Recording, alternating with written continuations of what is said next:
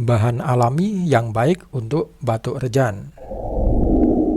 Bismillahirrahmanirrahim. Assalamualaikum warahmatullahi wabarakatuh. Berjumpa lagi dengan Herbal Ari, channel herbal dan kesehatan.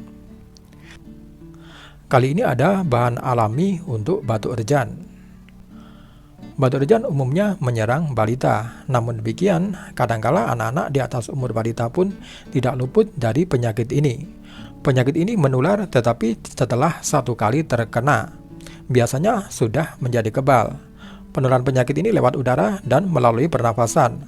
Oleh karena itu, jika ada yang terserang, jauhkan anak-anak yang masih sehat agar tidak tertular.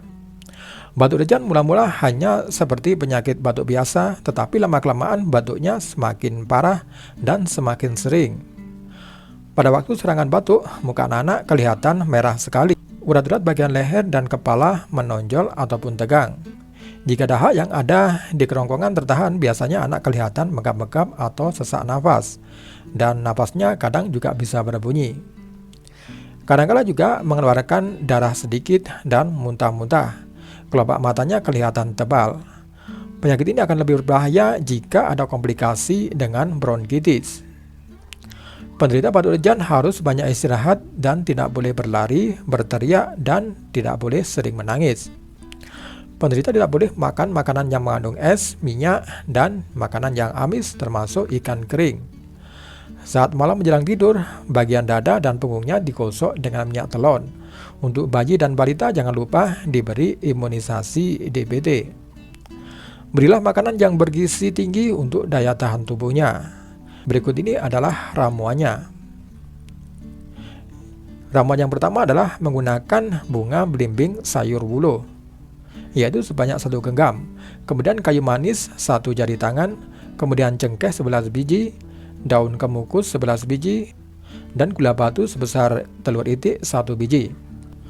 Cara meramunya adalah cuci semua bahan lalu rebus dalam 4 gelas air hingga tersisa 3/4 gelas. Kemudian angkat dan disaring. Aturan pakainya adalah sebagai berikut.